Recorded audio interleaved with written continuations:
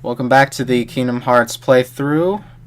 We are back at... Where are we? We're back in Disney Castle. Yep, just like jumping back between the kids and then Disney. We got Disney, and this is very important. Honestly, this is, I guess, would say the conflict of this series, I suppose, or of this game, more or less. Essentially, the little letter that Pluto there had given to Donald. This is basically what it said. And in the Kingdom Hearts universe, Mickey is, he's a king. He's royalty, like legitimately royalty, which I thought was kind of a cool concept for his character. But at the same time, it's just kind of to tie in how the Kingdom Hearts universe brings together Disney elements to make them like super important. What could this mean? Yeah, like Mickey is the god of the first game. He's an enigma. Essentially, yeah, but he's given quite a few roles in later games, but we'll talk more about that when the time comes. But the most of the Disney you'll be getting is through Donald and Goofy. They're going to be your party members, which I assume you know what that means. Well, you say most of, but, just, as far as classic Disney, most all the worlds in Kingdom Hearts as a whole are based on Disney movies I just and mean stuff like that. I just mean, like, if you were expecting Disney to be all Mickey, you're not going to get that from this game.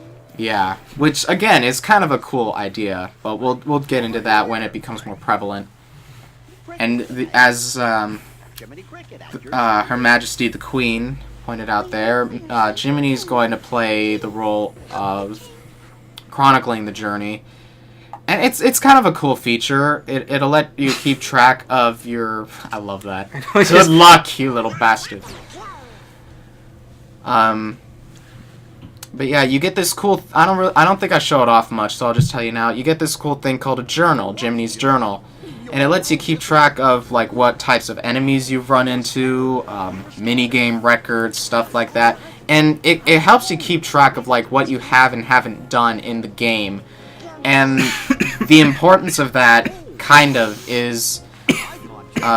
depending on the difficulty, you have to meet certain requirements to get a special secret ending at the end of the game, which is essentially a trailer for the following game. Not really in these cases, but yeah, they're supposed to be. Yeah, they're supposed to be like the preview for the next game, but they're I'm not sure this has been officially stated, but someone worded it like this, and I think this is exactly right. They're pretty much just like a bunch of concepts tossed together into one video. Yeah. And obviously the majority of them in some way or form make them into the sequels, but well, this is a long ways away. When you see it, you'll probably understand what we mean more. Right. But and honestly, the not really spoil anything, but there are 3 like odd figures that show up in the secret ending in 2. Like just the original secret ending of Kingdom Hearts 2, not the final mix version. And I thought those 3 figures were gonna be like super bad guys. I think they might have been, if anything. Yeah. Well, they were scary, but we're getting ahead of ourselves. Yeah, we are. It's this play. When I first decided I wanted to just talk over games to make an ass out of myself on the internet, this series was definitely going to be on my list of games to review and stuff, because it's just something I fell in love with, and really... There are some bad things I can say about it, but not very many. A lot of people are very critical about this series, and I understand why, absolutely. But honestly, I'm honestly just a lot softer on games like these, where the quality it's not perfect, but it's good enough to not bash it so much as it has been. But again, I understand where people come from when they do. It's definitely not slander. I can't say that about some reviews, but there are certain things where I just kind of have to put my foot down and say, first of all, a complicated plot does not make a bad plot if you can't understand it. There are definitely some things I would argue are plot holes. Yeah. But at the same time, they're very few and far between, and honestly, the complaint that the story's too complicated for what it is, I understand that, but at the same time, I'm like... Just play it again. Give it another chance. Try to make sense of it, because I was able to. So there is a way to make sense of the game. Yeah, the story complaint. Like, this here is bullshit. This is a plot hole. That he has a mom? He has a mom, and you never see her again. Well, that's... What was the point of that? To show that he has parents? I was questioning it. Well, yeah, but it's just a weird... It's a small little thing they threw in to just kind of make you sympathize with what's happening next. But yeah, just this crazy storm. Yeah, I don't know why he's all like, that's a storm, but it's a freaking ball of darkness. I know. Well, he saw, like, lightning and shit, so... I never understood that line. Again, until I figured out that they take boats there. Yeah. Well, like, I don't know. I saw a couple boats there, and he says Riku and Kairi's, but for some reason, I processed it... Yeah, like, where's Sora's? But I also processed it, like, are they gone? Were they destroyed? What was he saying about them? Yeah, that's what I never got either. But he's pretty much indicating that they're there. And these are the crazy, dream monsters, which actually... Sora being in his bed and then coming to the island here is kind of cool because you kind of question if this is a dream or not. That's true, you're right. I actually hadn't thought about it. I like that. Honestly, I have to say, the animations, like facial animations, take a huge boost in quality in the sequels, but that face he makes, that's a good face. Yeah, no, I agree. That face of, like, sheer, like, shock. It's, like, not even fear, it's more like... What the hell are you talking about, man? But, he's crazy. I always thought he just went totally crazy. Like, he was already lost before he stepped in. But what we have here is a scene of Riku essentially making a deal with the devil to get off the freaking island. Yeah, like, I guess it's sort of hard to tell, but as you can see by him kind of nonchalantly getting sucked up, it's pretty much as he said, deal with the devil is probably the equivalent. He's pretty much agreeing to have the darkness take him somewhere else. He doesn't care where. Yeah. It could be hell for all he cares. Okay, I was talking about, fan people, being all crazy with debates and stuff. Something I want to point out right here. Please stop talking about this particular scene. It has been established in Dream Drop Distance. Stop it. What do you mean? The Keyblade here. Like, how he gets it? Well, how Sora may not have been the one to get it. Oh, well... It's already been established. It's explained in Dream Drop Distance. Whether or not you like the game, it's canon. Please stop arguing who's the more worthy wielder.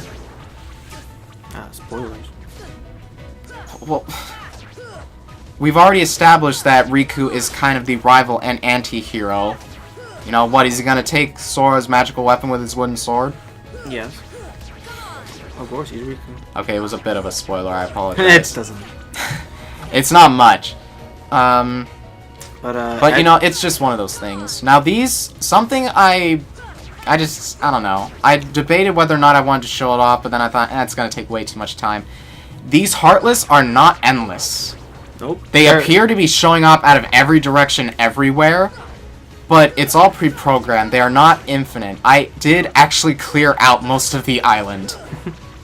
It was kind of cool to. It was kind of cool to do, and they show up in places you wouldn't even think to go. Yeah, like you're like, let's just go to the secret place. Yeah, and as you can see, just jumping in this water spawned them, and this is what makes them feel infinite.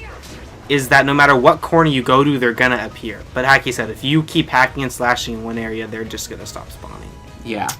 And that's why the guide nor the internet tells you to grind there. Because they are in fact not. They are in fact finite. That is the the opposite of infinite. Essentially, yeah. That is exactly, yes. Now this bit is really important. I want you to pay attention to what happens here. That's not Kairi per se. And right there when she vanishes, she doesn't vanish per se, but we'll get into that when it's more prominent. But another thing you should take from that scene is if you've noticed that mysterious door, as they called it, it opened and then there was pretty much nothing behind it. It opened and shit got real, is what you meant to say. Well, no, but I mean, like it wasn't a pathway. It wasn't more of the island. Yeah. While it's never explained. It has yet to be explained. You can piece together what it's supposed to be eventually. But like, there's all the lore that they'll go into later, and then deja vu. I know love that word. Yeah, this guy, he's not that much tougher. He does get a couple new moves to his moveset here and there. I don't think it's really showed off in this fight, though. Yeah, he's pretty fast. You probably take him out fast. But yeah, he does get a few, but virtually second verse, same as the first. He's just more tutorial. Essentially, yeah. But I'd say probably the point of this is to show that this Keyblade is the shit. It is the shit. The thing that... If you tried to attack those Heartless with just the wooden sword, it goes would through phase right through them. Yeah. And, which seems... Again, here's another kind of minor plot hole that isn't brought up nearly as much as I felt it should have been. But it just seems kind of inconsistent because Sora can't do it just because he's using a wooden sword. But as we'll see, many companions have slayed Heartless. Yes, with you know, just a normal sword. Just a normal sword, you know, magic, okay, that's fine. One character that you meet later in the game tears him apart with his bare hands. What's the difference? I don't know, but essentially, it's more of a plot point to Kingdom Hearts. It's 358 Days Over 2. I know that's a crazy title, but basically that game and onward essentially kind of explains, you know, why that's significant. Yeah, and I think also it's supposed to be a narrative. He's not strong. Yeah. Enough, and they kind of reiterate that. But I think something else is that... But as you say, there is a specific connection between Keyblade and Heartless. That's, like I said, it's established in this game, but not really explained. Also, like many other plot points. Yeah. Also, I really like that bit where... pointing at the star? Yeah, well, like... It's so sad. It essentially implies that the worlds are in view.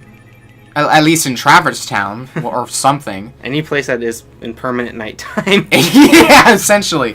But, no, as the star goes out, that essentially means a world blew the F up. Yeah, which, So, essentially, Destiny Islands is gone. It's gone, yeah. Very... I think that's why they do all that stuff of making you try to get involved with the Palpu Fruit myth. Just so they can just take it away. Now, I'm not sure if it's this game, Kingdom Hearts 2, or both, but I specifically remember reading Goofy's description in the manual. It blatantly points out how a lot of things Goofy says is... the smartest stuff of all time? Of all time. And, like, he points out most of the important things, and it's just ignored. Yeah, it's in the second one. Oh, but there is an hilarious... point I want to point out as Goofy being just like the smartest one in the group. He says something later on that is I'm just going to I'll laugh when it happens because any idea when that cutscene it's in Wonderland. Oh, spoilers, you visit Wonderland. Well, we've already established Disney World. Essentially, a lot of them are based off of Disney movies. This and you know, Destiny Islands, these are original worlds. Yeah, but yeah, all original. I would say this one seems to kind of take a Disney vibe to it. It's definitely got a Disney vibe, but again, I think that's what initially Kingdom Hearts was supposed to be. It's as you said before, it's a Disney game, and in later games, it kind of shifts more. It draws away from that. But I have things to discuss from that, but we'll get to that when we reach the second game. The cool thing about 1.5 Remix is that it's one disc, but it's a collection of 3 games. This, Rechain of Memories, and a movie version of a game that was released on the DS, not 3DS, the original Nintendo DS, called Kingdom Hearts 358 over 2. Again, I have a theory of why it's called that, but it's such a weird name to say. 300. And do you remember the commercial for that? The announcer guy's like 358 days I love over that. 2. Over 2. I love that. And it's like, who wants to buy that game? Honestly. Yeah. I don't know if you people can see it once this gets put up on YouTube, but back there I kind of showed off that the weight scale does work. Yeah. It's not just for show. You can actually step on it and the needle changes. I don't know why they programmed that, but it's just an interesting. Yeah, sadly, thing. if you zoom in, there's no numbers. Yeah. So we don't actually know how much Sora weighs, but given his height and his body type, I'm gonna say he probably weighs about 70 pounds.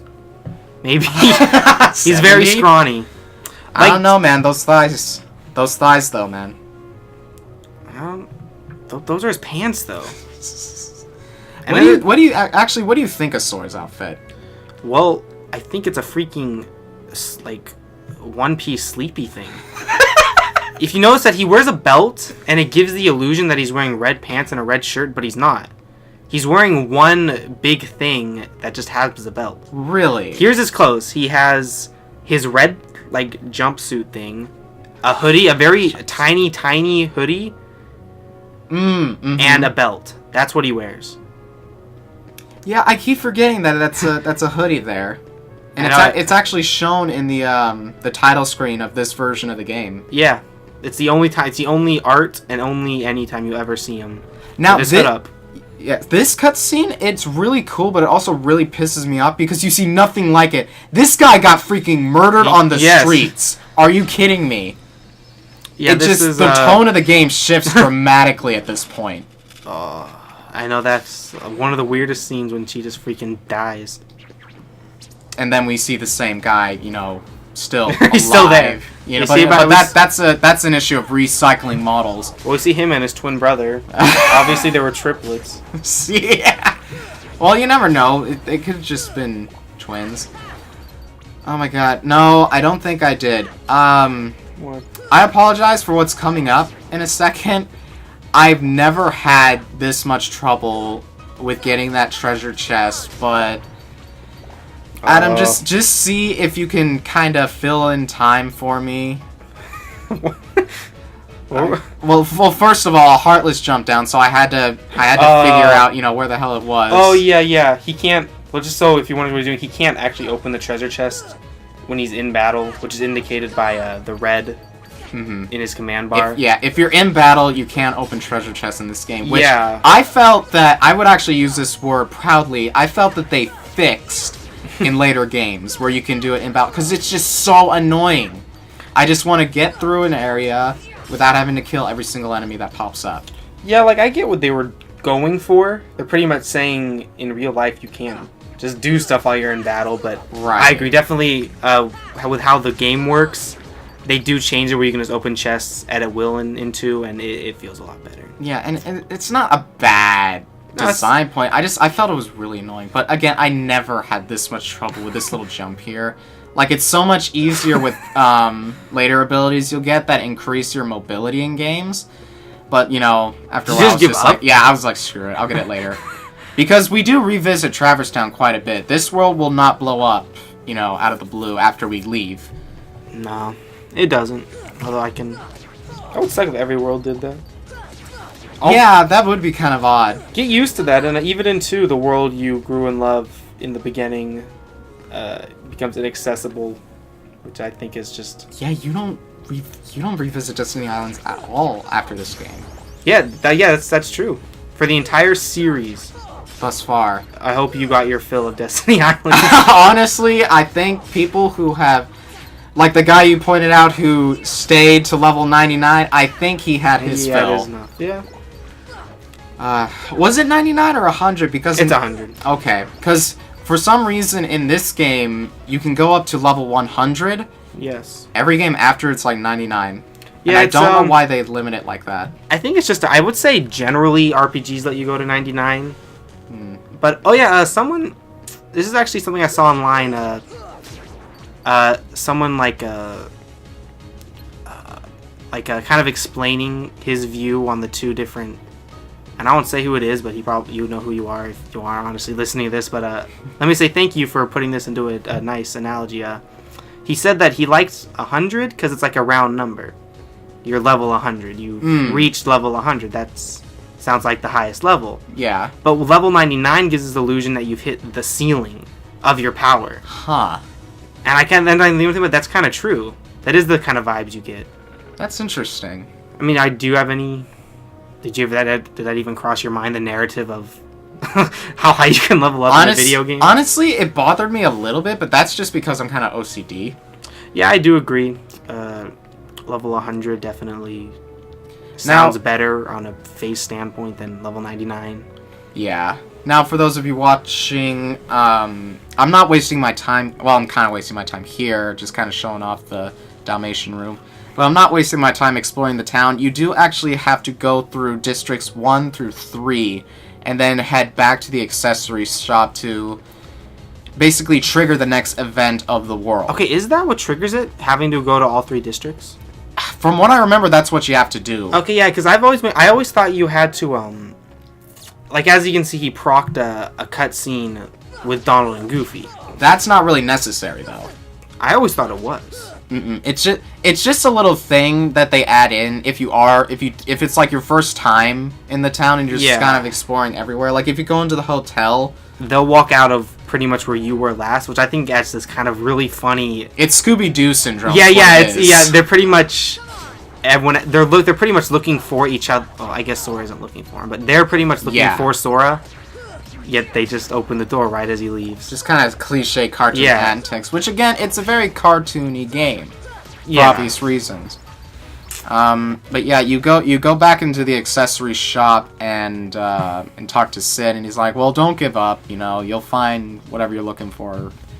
Now, Sid, he premiered in Final Fantasy VII, correct? I believe so, yes. He was also a very famous pilot of the aircraft you fly in it, and that actually carries on to this game. Yeah, but it's not really revealed until later. Yeah, he's still a pilot. As you can see, I was talking before about people saying, "Oh, it's not a mixture of Final Fantasy." I personally am left a little baffled as to what the Final Fantasy character is supposed to be. Some say they're cameos, but honestly, for the sake of the story, they're sort of like Sora's friends to some degree. To some degree, and they're just... I don't know how to describe it. I would say just formulate your own opinions based on how important you think they are. Yeah, and for some intents and purposes of the game itself, I feel like some of them follow their original stories and some don't. Yeah, that's... I could be wrong about that, but that's just what I felt like. I don't know. It could be an issue of, like, writing them in. Like, do we include their backstory, or does it even matter? Now, this guy, this is another fight that you can lose and not get a game over. But this guy is a prick. You are actually supposed... I thought you were supposed to lose this because he does so much. It's proven in a... Wait, actually, I'm not sure if you could say what happens in 3D made it canon. Well, I'm not actually sure what you're referring to. Because I can't really get into it without, like, going too far into other games. Okay, well, let's just leave it for now. For now, I wanted to, show off that this guy can be beaten. It's probably gonna take a potion or two. Yeah, and he's pretty much tanking damage, which I guess you can do in normal, but if this was one of the higher difficulties, Leon pretty much swipes about 80% of your health bar. Essentially, yeah. So, like he said, you're not really supposed to beat him. But regardless, Sora falls to the ground. Yeah, they kind of bring that back where he's not used to fighting that hard. They kind of bring that back in Kingdom Hearts 2. Yeah, when he gets tired after the first fight. Yeah, several times where he's like, "Help me, help me." Yeah, I think that was just just trying to get the plot moving. But yeah, the fantasies are crossing over. Leon isn't from 7 at all, is he? Oh, it's from 8. It's from 8. Yuffie is 7. 7, yeah. Okay, if you're wondering, like, what Final Fantasy characters made it in, if it's, like, just... It might be... I mean, these might be really popular, I don't know, but from what I've heard, all Final Fantasy characters included are all... Actually, I'll get back to this point. This scene, you'll notice very soon... There's, like, no sound. That is because this is actually an added scene. This is an added scene that they didn't... I don't know why. I guess it kind of makes sense why they didn't bother to dub it. I mean, honestly, it kind of makes it a bit more dramatic. Like how you can't hear his voice. Yeah. But, like, I honestly feel bad for him here because, he has no idea where he is. He's obviously in a darker place Sora ended up. And then he calls for them. Like, he almost regrets his decision. And I kind of like that. Well, he's human.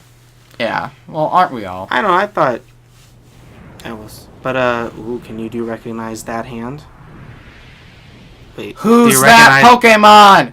It's revealed later. So we'll see you in the next part. Goodbye.